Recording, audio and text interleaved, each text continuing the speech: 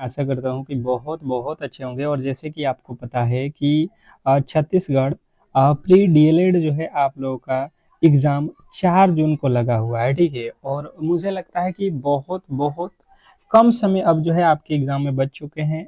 मतलब कि आप समझ लो 4 से 5 दिनों के अंतिम समय बचा हुआ है। और जो भी मेरे दोस्त अब तक कुछ नहीं पढ़े हैं तो बिल्कुल आपको निश्चिंत रहना है, क्योंकि जो 4 से 5 दिन है अभी आपके पास, उतना में मैं जो भी क्लास कराऊंगा अगर आप कर लेते हो तो मुझे लगता है कि आप बिल्कुल जो है आसानी से इस एग्ज़ाम को क्रैक कर सकते हो।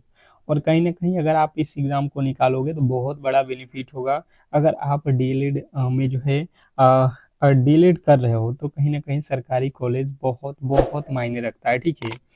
तो जो भी मेरे दोस्त यहाँ पे सी जी प्री डीएलएड एग्जाम 2026 के देने जा रहे हैं 4 जून को, तो बिल्कुल इस क्लास को स्किप मत करो। मैं जो है यहाँ पे एक बिल्कुल मॉडल पेपर कराऊंगा, ठीक है। ये मॉडल पेपर होगा जिसमें जो है ऑल सब्जेक्ट के क्वेश्चन मैंने रखा हुआ है, जैसे कि आपके एग्जाम हॉल में पेपर जो आने वाला है, ठीक है। तो हर एक जो है टॉपिक के प्रश्न हैं, जैसे कि आप लोगों के मैथ, रीजनिंग खास करके ज़्यादा प्रश्न है, क्योंकि रीजनिंग ज़्यादा पूछा जाता है। जीके का है, हिंदी का है, इंग्लिश का है, मतलब जो सब्जेक्ट आपके एग्जाम में पूछा जाता है मैंने हर एक टॉपिक के प्रश्नों को रखा हुआ है। और ये बिल्कुल आपके लिए रामबाण सिद्ध होगा जब आप एग्जाम हॉल में जाओगे। तो चलिएगा फटाफट से हम क्लास को स्टार्ट करते हैं। और क्लास स्टार्ट करने से पहले आपसे एक छोटी सी रिक्वेस्ट है कि जो भी मेरे दोस्त मेरे क्लास को लाइक नहीं किए हैं तो बिल्कुल क्लास को लाइक कर लेंगे, और चैनल को सब्सक्राइब नहीं किए हैं तो चैनल को सब्सक्राइब कर ले, क्योंकि ये क्लास बहुत बहुत इंपॉर्टेंट है, ठीक है। पहला प्रश्न हम सॉल्व करेंगे। सबसे पहले आप लोगों के सामने यहाँ पे पहला प्रश्न है कि वो वर्णमाला श्रृंखला जो है लेटर सीरीज से रिलेटेड प्रश्न है। और हमें जो ये वाट दिया गया, वाट के स्थान पे बताना है कि कौन सी संख्या आने वाली है। फटाफट से सभी लोग बताएंगे यहाँ पे कि क्या होने वाला है, आपको क्या लगता है। जैसे मैंने देखा पी के बाद ओ, तो हमने देखा कि पी होता है 16 पे, ओ होता है 15 पे, मतलब -1 कर दिया है। ओ के बाद एन लिखा है, यानी कि -1 यहाँ पे भी किया गया है। एन से पहले क्या आता है, एम, यहाँ पे भी -1, तो हम आगे -1 कर देंगे, तो एम से -1 क्या होता है, एल। अर्थात पहला अक्षर हमें पता चल गया एल, सभी में एल है। दूसरा अक्षर एम के बाद ओ, एम कितने पे होता है 13, ओ कितने पे होता है 15, अर्थात 2 जोड़ दिया। उसके बाद से देखो 15 के बाद से यहाँ पे देखो क्यू होता है 17 पे, यहाँ पे भी +2। 17 के बाद एस 19 पे होता है, अर्थात यहाँ पे भी +2। 19 के बाद से अगर हम 2 जोड़ते हैं तो 19 तो 21, 21 पे क्या होता है, यू। एल यू जो है हमारे बिल्कुल राइट उत्तर है। एल यू हमारे ये तीनों के तीनों ऑप्शन में नहीं दिया गया है, तो मुझे लगता है कि पहला ऑप्शन हमारा बिल्कुल राइट उत्तर हो जाएगा। और आप लोगों ने पहले उत्तर को ही चुना होगा यहाँ पे। जो भी मेरे दोस्त ऑप्शन नंबर ए को चुन रहे हैं यहाँ पे, उनके बिल्कुल राइट उत्तर है, इसमें कहीं से किसी तरीके के डाउट नहीं होना चाहिए। नेक्स्ट प्रश्न आपके सामने है, कोडिंग डिकोडिंग जो चैप्टर है उसी से रिलेटेड है। और प्रश्न कह रहा है कि यदि किसी कूट भाषा में ग्लेयर को जो है ये लिखा जाता है, मॉनसून को जो है ये लिखा जाता है, तो उसी कूट भाषा में रनसम को क्या लिखा जाएगा। चलिएगा फटाफट से आप बताएंगे। और इस प्रश्न के राइट उत्तर आपको खुद से टेस्ट जो देते हो, टेस्ट उस तरीके से आप इन प्रश्नों को सोल्व करने की कोशिश करो, तो ही बेहतर आप एग्जाम हॉल में करने वाले हो, ठीक है। चलिएगा बताने की कोशिश करेंगे सभी लोग। क्या होने वाला है समझिएगा यहाँ पे। सबसे पहले हमने देखा यहाँ पे कितने कोड है 5, और यहाँ पे कितने कोड है 5। मतलब अगर जी का कोड देखोगे तो 7 होता है, एल का कोड 12 होता है। तो इस तरीके से तो यहाँ पे कहीं पे भी हमारा लॉजिक नहीं बैठ रहा है, जो इसके कोड है उसको यहाँ पे नहीं लिखा है। तो लिखा किसका है समझ लीजिए। जी का कोड ये खुद कह रहा है 6 होता है, एल का कोड 7 होता है, ए का कोड 8 होता है, आर का कोड 1 होता है, और ई का कोड 0 होता है, इसने खुद बताया हुआ है। उसी प्रकार एम का कोड बताया है 2 होता है, ओ का कोड 3 होता है, एन का कोड 9 होता है, ओ का कोड 3 होता है, ओ का कोड 3 होता है, और एन का कोड 9 होता है, इसने खुद ही हमें बता दिया है। तो आर का कोड ऊपर से देखो यहाँ पे कितना दिया है 1, ए का कोड ऊपर वाला में दिया गया है, यहाँ पे देख लो 8, 18 होगा। एन का कोड यहाँ से देख लो कितना आ रहा है, नीचे में 9। उसके बाद से देखो एस, एस का कोड यहाँ से देख लो आप 5 हो रहा है, 5। तो ये गलत आपके ये गलत, ये तो दो ठो बिल्कुल गलत। अब इसके आगे देख लो। ओ होता है 15, 15 पे 3, एम होता है एम का कितना लिखा है 2।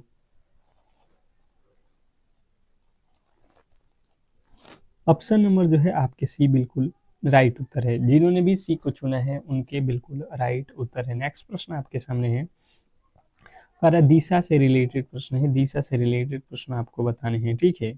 कह रहा है कि एक व्यक्ति अपने घर से पश्चिम की ओर 4 किलोमीटर चलता है, फिर जो है दाईं ओर मुड़ता है और 3 किलोमीटर चलता है। वह प्रारंभिक स्थान से कितनी दूरी पर है, बताने की कोशिश करेंगे। सभी लोग सॉल्व कीजिए। और क्लास को जितने भी मेरे दोस्त लाइक नहीं किए हैं तो एक बार लाइक जरूर कर दें और शेयर कर दें, ताकि सभी लोगों के पास ये क्लास पहुंच सके, क्योंकि ये क्लास बहुत बहुत ज़्यादा इम्पोर्टेंट है आपके लिए, ठीक है। बताने की कोशिश कीजिए सभी लोग। बिल्कुल बिल्कुल, बहुत अच्छा, बहुत बेहतरीन। हमने देखा यहाँ पे सबसे पहले दिशा हम आपको बता देते हैं। होता क्या है, ऊपर अगर आप जाते हो तो उत्तर होता है, ये दक्षिण होता है, उत्तर दक्षिण होता है, ये पूरब होता है और ये पश्चिम होता है। हमने चारों के चारों दिशा यहाँ पे लिख दिया है। उस कह रहा है कि एक व्यक्ति अपने घर से पश्चिम की ओर जा रहा है। पश्चिम आप देख लो, अगर आप यहाँ पे हो तो इधर चलोगे तो पश्चिम दिशा हो जाएगा। कितना किलोमीटर जाना है, 4 किलोमीटर। फिर जो है दाईं ओर मुड़ना है आपको, दाहिने साइड मुड़ना है, आपका दायां साइड ऊपर हो जाएगा। और कितना चलना है, 3 किलोमीटर। अब वह जो है अपने प्रारंभिक स्थान से कितनी दूरी पे है। अब आप तो यहाँ पे पहुंच चुके हो, चले हो कहाँ से, यहाँ से। तो आप कितने दूर हो ये पूछ रहा है। तो आप देखो 4 और 3, यहाँ पे तो 90 डिग्री का कोण बना है, अर्थात ये कर्ण निकालना है। तो ये होता है अंडर रूट लंब स्क्वायर, अर्थात 3 के स्क्वायर 9, 4 के स्क्वायर 16, 16 9 कितना होता है 25, 25 का वर्गमूल कितना होता है 5। अगर आपने बता दिया है 5 किलोमीटर दूर है तो बिल्कुल राइट उत्तर है। जो भी मेरे दोस्त यहाँ पे ऑप्शन नंबर जो है सी को चुने हैं उनके बिल्कुल राइट उत्तर है। इसमें कहीं से किसी तरीके के डाउट नहीं होना चाहिए। नेक्स्ट प्रश्न आपके सामने है, यहाँ पे कह रहा है आपका अगला प्रश्न कि जो है एक महिला की ओर इशारा करते हुए रमेश ने कहा, उसका एक मात्र भाई मेरी माँ के पिता का इकलौता बेटा है। वह महिला रमेश से किस प्रकार संबंधित है, ये हमें बताना है। क्वेश्चन आपके सामने है और इसके राइट उत्तर आपके बताने हैं कि क्या होने वाला है। ABCD करके आप अपना उत्तर दे सकते हैं। अगर आपको लगता है कि ए इसका उत्तर सही है, अगर आपको लगता है बी इसका राइट उत्तर है, तो आप ऐसे आप बता सकते हैं। बताने की कोशिश करेंगे। सबसे पहले आप यहाँ पे समझोगे, इसने कहा है कि जो है एक महिला की ओर इशारा करते हुए रमेश ने कहा। तो सबसे पहले आप खुद को समझो कि आप रमेश हो, आप रमेश हो, ठीक है। आप कह रहे हो कि किसी महिला के बारे में कि उसका एक मात्र भाई मेरी माँ के पिता का इकलौता बेटा है। उसका, उस महिला का,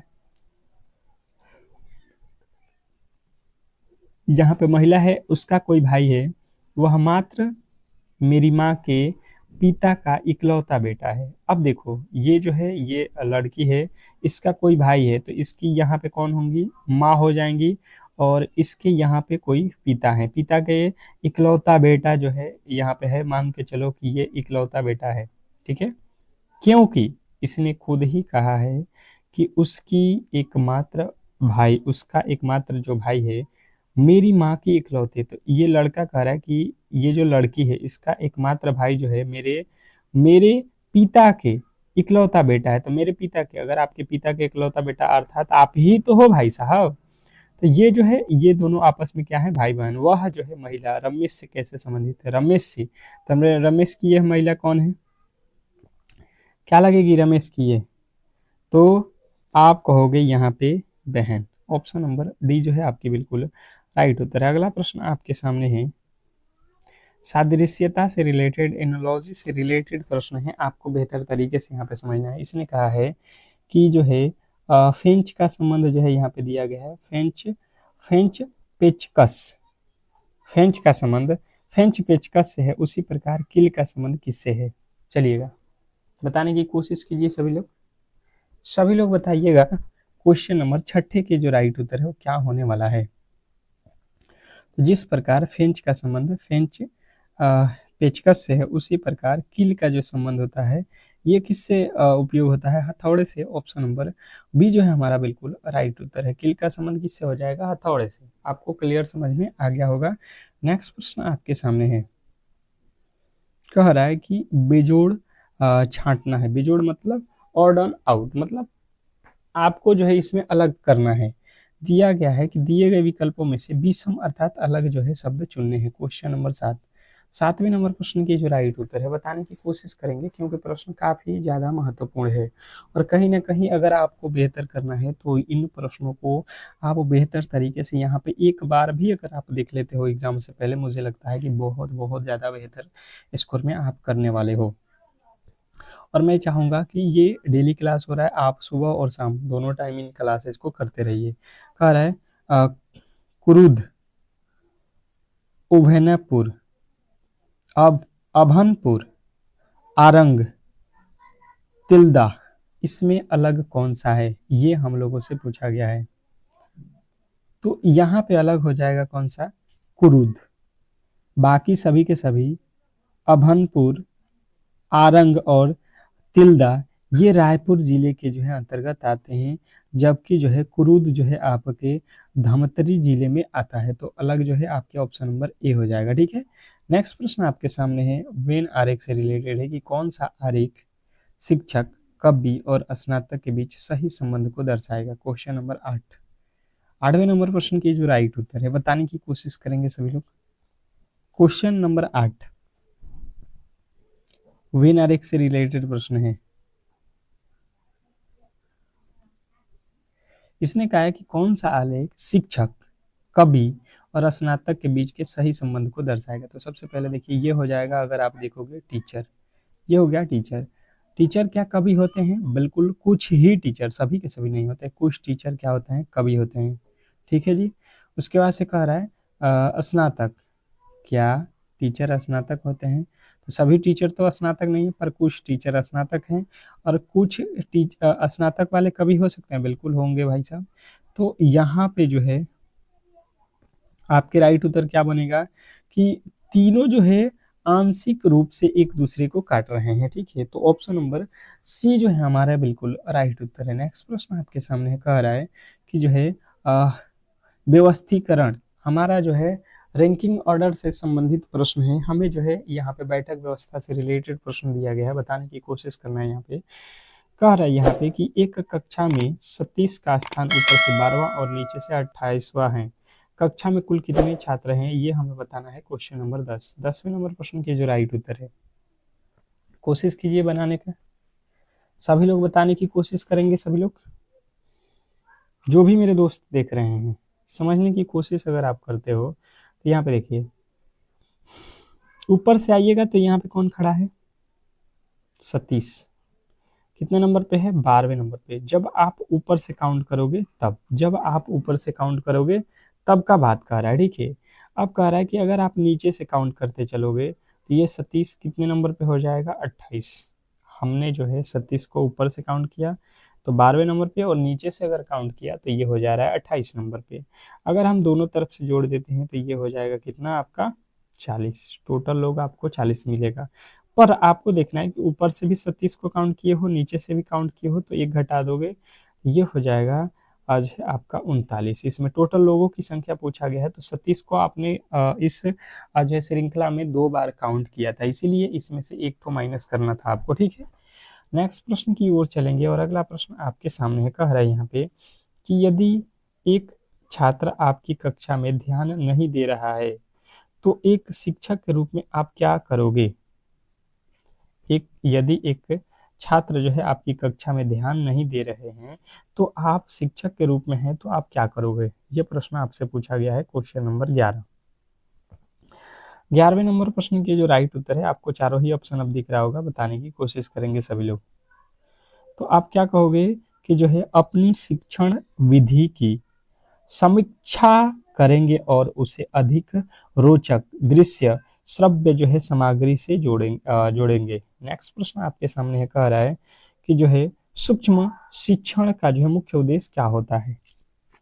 सूक्ष्म शिक्षण का मुख्य उद्देश्य क्या होता है? क्वेश्चन आपके सामने 12। 12वें नंबर प्रश्न के जो राइट उत्तर है बताने की कोशिश करेंगे सभी लोग। क्वेश्चन नंबर 12 पे आ चुके हैं। फटाफट से आपके राइट उत्तर आने चाहिए। क्वेश्चन नंबर 12 के राइट उत्तर जो भी मेरे दोस्त यहाँ पे बता रहे हैं, क्वेश्चन नंबर 12 के जो भी मेरे दोस्त राइट उत्तर बता रहे हैं, ऑप्शन नंबर सी, छात्र शिक्षकों में विशिष्ट शिक्षण कौशलों का जो है विकास करना। नेक्स्ट प्रश्न आपके सामने है, कह रहा है आपका अगला प्रश्न कि कक्षा में पुरस्कार और दंड का उपयोग करने के संबंध में क्या सही है। प्रश्न आपसे पूछ रहा है कि जो है कक्षा में पुरस्कार और दंड का उपयोग करने के लिए करने के संबंध में क्या सही है। क्वेश्चन नंबर 13वें नंबर प्रश्न के जो राइट उत्तर है आपको बताना है कि इनका उपयोग केवल तभी होना चाहिए जब सीखने को प्रेरित करने के लिए अत्यंत जो है आवश्यक हो। अगला प्रश्न आपके सामने कह रहा है कि एक संवेदनशील शिक्षक वह है जो, एक संवेदनशील शिक्षक वह है जो कौन होता है, आपको बताना है। यहाँ पे आपके ऑप्शन दिए गए हैं, आप बेहतर तरीके से ऑप्शन को पढ़ो और फिर जो है अपना उत्तर देने की कोशिश करो, ठीक है। चलिएगा, तो जो भी मेरे दोस्त बता रहे हैं कि जो है छात्रों की व्यक्तिगत समस्याओं और उनकी जो है क्षमताओं को समझना, बिल्कुल राइट उत्तर हो जाएगा आपका ऑप्शन नंबर ए। जिन्होंने ए को चुना है उनके बिल्कुल राइट उत्तर है। नेक्स्ट प्रश्न आपके सामने है, कह रहा है आपका अगला प्रश्न की जो है करके सीखना क्यों महत्वपूर्ण माना जाता है। कह रहा है करके सीखना क्यों महत्वपूर्ण माना जाता है। क्वेश्चन नंबर 15वें नंबर प्रश्न के जो राइट उत्तर है बताने की कोशिश करेंगे। करके सीखना क्यों महत्वपूर्ण माना जाता है। तो जो भी मेरे दोस्त बता रहे हैं, स्वयं अनुभव करके सीखा हुआ ज्ञान अधिक जो है अस्थायी और स्पष्ट होता है। स्वयं अनुभव करके सीखा हुआ ज्ञान अधिक अस्थायी और स्पष्ट होता है। नेक्स्ट प्रश्न आपके सामने है, कह रहा है कि छत्तीसगढ़ राज्य में तीरथगढ़ जलप्रपात किस नदी पर जो है स्थित है और यह जो है किस राष्ट्रीय उद्यान के अंतर्गत आता है। क्वेश्चन आपके सामने है 16वें नंबर प्रश्न के जो राइट उत्तर है बताने की कोशिश करेंगे सभी लोग।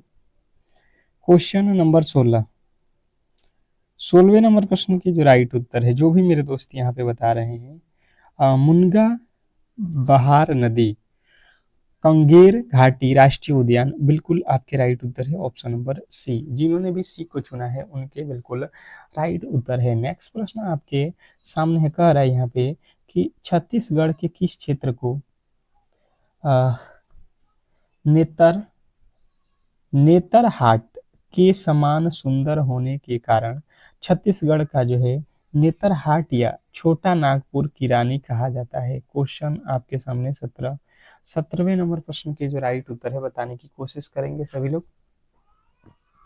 क्वेश्चन नंबर 17वें नंबर प्रश्न के जो राइट उत्तर है, जो भी मेरे दोस्त यहाँ पे बता रहे हैं,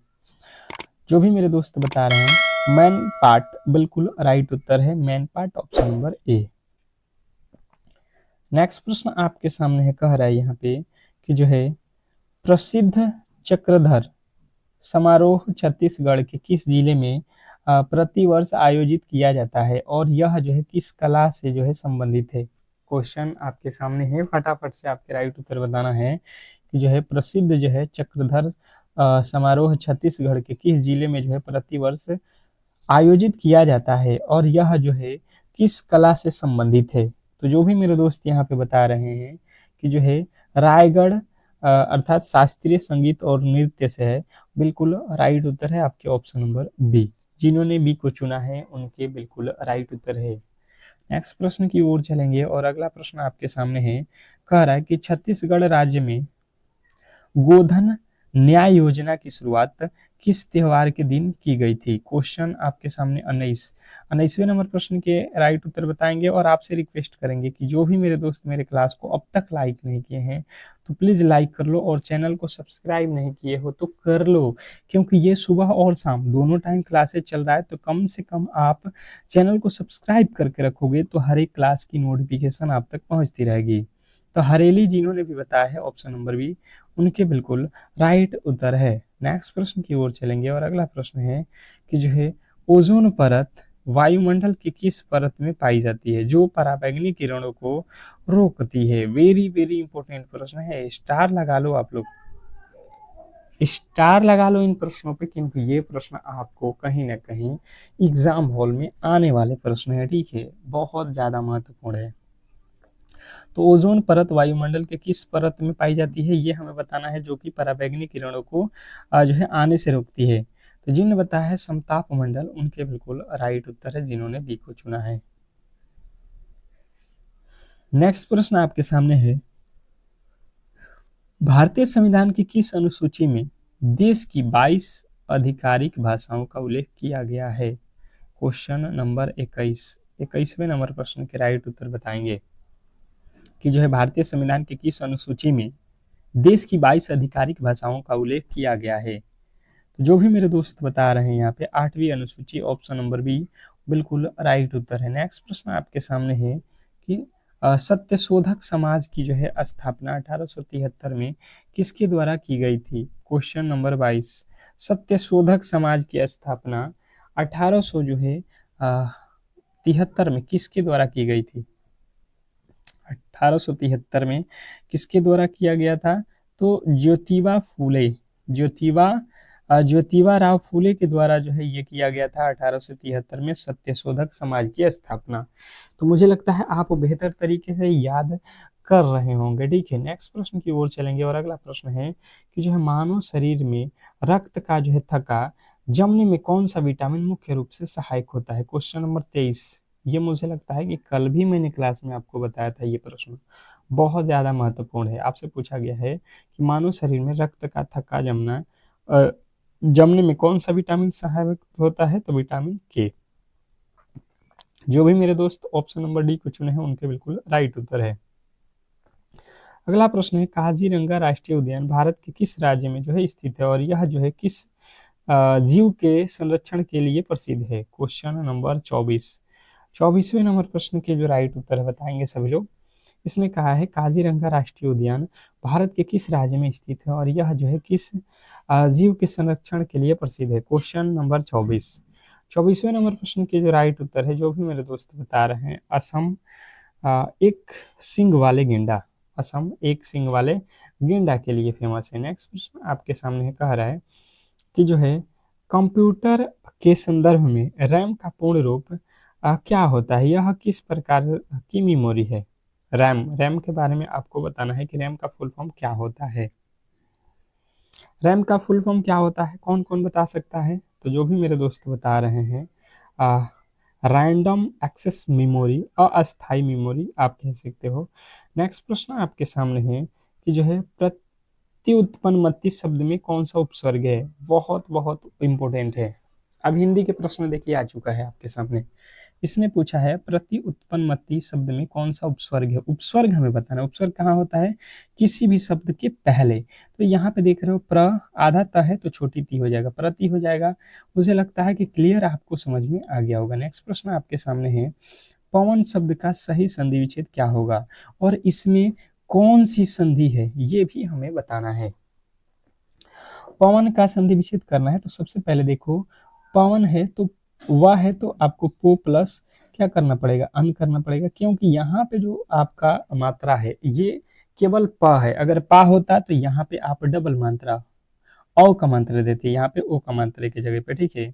तो पो प्लस अन अगर आपने बताया है अयादी संधि, ऑप्शन नंबर सी उनके बिल्कुल राइट उत्तर है। इसमें कहीं से किसी तरीके के डाउट नहीं होना चाहिए। नेक्स्ट प्रश्न आपके सामने है कि निम्नलिखित में से शुद्ध वाक्य का जो है चयन करें। निम्नलिखित में से शुद्ध जो वाक्य है ये हमें पहचानना है, पहचानने की कोशिश करेंगे सब लोग कि इसमें जो है शुद्ध वाक्य कौन सा है। क्वेश्चन नंबर 28, 28वें नंबर प्रश्न के जो राइट उत्तर है, जो भी मेरे दोस्त बता रहे हैं यहाँ पे कि जो है साहित्य और जीवन का अभिन्न संबंध है, अर्थात घनिष्ठ संबंध है, बिल्कुल राइट उत्तर है। नेक्स्ट प्रश्न आपके सामने है यहाँ पे कि जो है लंबोदर अर्थात लंबा है उदर जिसका, अर्थात गणेश जी को कौन सा समास कहा जाएगा? Question number 29। मैंने जो है इसके पूरे पूरे पोस्टमार्टम भी किया हुआ है ताकि आप इन प्रश्नों को आसानी से समझ सको।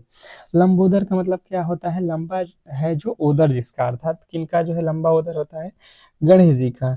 तो अर्थात आप कहोगे कि जब भी भगवान के नाम आएगा तो बहुब्रीहि समास ही होता है। ऑप्शन नंबर बी जो है आपके बिल्कुल राइट उत्तर है। इसमें कहीं से किसी तरीके के डाउट नहीं होना चाहिए। नेक्स्ट प्रश्न आपके सामने है कि निम्नलिखित में से कौन सा शब्द तद्भव तद्भव अर्थात संस्कृत से परिवर्तित होकर हिंदी में आया हुआ शब्द होता है, उसी को तद्भव बोला जाता है। निम्नलिखित में से कौन सा शब्द तद्भव है, ये हमें बताना है। तद्भव शब्द कौन सा है, तो इसमें हो जाएगा सूरज। सूरज क्या है, तद्भव शब्द है। ऑप्शन नंबर सी जो है हमारे बिल्कुल राइट उत्तर है। इसमें कहीं से किसी तरीके के डाउट नहीं होना चाहिए। नेक्स्ट प्रश्न आपके सामने है सेनोनिम्स अर्थात समानार्थी शब्द जो है हमें बताना है। समानार्थी शब्द जो है यहाँ पे बताना है, बताने की कोशिश करेंगे। क्वेश्चन नंबर 31, 31वें नंबर प्रश्न के जो राइट उत्तर है यहाँ पे आपको पूछा गया है डिलाइजेंट। डिलीजेंट आप कह सकते हो, तो इसका क्या हो जाएगा हार्ड वर्किंग। हार्ड वर्किंग आप बिल्कुल राइट उत्तर के साथ जाओगे। नेक्स्ट प्रश्न आपके सामने है filling in the blank. Article हमें भरना है जहां पे जगह खाली है। इसमें लिखा है कि सी इज हॉनरेबल मैन हु आल अलवा ऑलवेज होना चाहिए, हूँ ऑलवेज, ऑलवेज लिख लो, हूँ ऑलवेज। यहाँ पे ही इज हॉनरेबल मैन के पहले क्या होगा, तो हॉनरेबल या हॉनेस्ट मैन आता है, तो आपको पता है कि इसको पढ़ा जाता है ऑनेस्ट, या ऑनरेबल मैन पढ़ा जाएगा। तो यहाँ पे आ की आवाज आ रही है इसलिए एन का प्रयोग होगा। ठीक है, नेक्स्ट प्रश्न आपके सामने कह रहा है कि idioms and phrases, what is the meaning of the idiom at the 11th hour. Question number 33वें नंबर प्रश्न के जो राइट उत्तर है, जो भी मेरे दोस्त बता रहे हैं कि at the every last moment, जिन्होंने ऑप्शन नंबर बी को चुना है। नेक्स्ट प्रश्न की ओर चलेंगे और अगला प्रश्न आपके सामने कह रहा है कि odd word substitution a place where birds are kept. इसके हमें एक शब्दों में उत्तर बताना है क्वेश्चन नंबर 34 का। तो जिनने बताया है aviary, option number C aviary बिल्कुल राइट उत्तर है। नेक्स्ट प्रश्न आपके सामने है, यहाँ पे कह रहा है चूज द करेक्ट जो है आर्टिकल ऑफ द जो है सेंटेंस। ये सेंटेंस अगर दिया गया है तो इसमें हमें आर्टिकल की पहचान करनी है। लिखा हुआ है the letter was written by Priya, letter was written by Priya. तो जो भी मेरे दोस्त बता रहे हैं 35वें नंबर प्रश्न के जो राइट उत्तर है प्रिया रोट द लेटर, उनके बिल्कुल राइट उत्तर है। नेक्स्ट प्रश्न आपके सामने कह रहा है यहाँ पे कि जो है यदि आपकी कक्षा में कोई छात्र गृह कार्य करके नहीं लाता तो आप क्या करोगे। यदि कोई जो है बच्चा छात्र गृह कार्य नहीं करके आता है तो आप क्या करोगे। तो जो भी मेरे दोस्त बता रहे हैं कि जो है कारण जानने का प्रयास करेंगे और उसकी मदद करेंगे। नेक्स्ट प्रश्न आपके सामने है यहाँ पे कि जो है बुनियादी शिक्षा या वर्धा योजना के जो है प्रतिपादक कौन थे, जो मातृभाषा में शिक्षा और व्यवसायिक जो है कौशल पर जोर दिया है। कौशल पे कौन जोर दिया है ये हमें बताना है। तो जो भी मेरे दोस्त बता रहे हैं महात्मा गांधी, उनके बिल्कुल राइट उत्तर है। अगला प्रश्न है कि समय और कार्य, समय और कार्य जो चैप्टर है आपके साइंस में उसका है, सॉरी मैथ का जो है समय और कार्य है कि जो है 15 पुरुष किसी काम को 20 दिनों में कर सकते हैं, तो उसी काम को 12 दिनों में करने के लिए कितने पुरुषों की आवश्यकता होगी।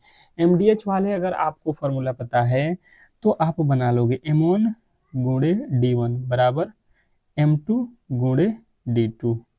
यही तो हुआ है। एम कितना लोग कितना है 15 लोग हैं, कितने दिन में काम कर रहे हैं 20 बराबर, फिर कितने लोग हैं ये तो हमें पता नहीं है मैन का, और डे पता है कि 12 दिनों में काम कराना है। तो यहाँ से अगर काटोगे तो क्या हो जाएगा 4 दिए 12, 4 पचे 20, फिर 3 के पहाड़ में 3 पचे 15, 5 में 5 से गुणा करेंगे तो हमारा हो जाएगा 25 पुरुषों की आवश्यकता होगी अगर आपको काम कराना है 12 दिनों में। तो ठीक है, नेक्स्ट प्रश्न की ओर चलेंगे और अगला प्रश्न आपके सामने कह रहा है यहाँ पे कि जो है लाभ और हानि जो चैप्टर है, यहाँ से हमें प्रश्न दिया गया है, कह रहा है कि एक वस्तु को 450 में बेचने पर एक दुकानदार को 10% की हानि होती है। वस्तु का क्रय मूल्य ज्ञात करें। वेरी वेरी इंपॉर्टेंट है, बहुत ज़्यादा महत्वपूर्ण। समझने की कोशिश करते हैं अगर, तो सबसे पहले देखिए, अगर आप 100 रुपये में कोई सामान खरीदे हो तो कहीं ना कहीं 90 में बेचो होंगे, तभी जो है आपको क्या होगा, 10% की हानि हो जाएगी। 100 का सामान खरीद के 90 में बेचोगे तो क्या हो जाएगा, 10% का हानि।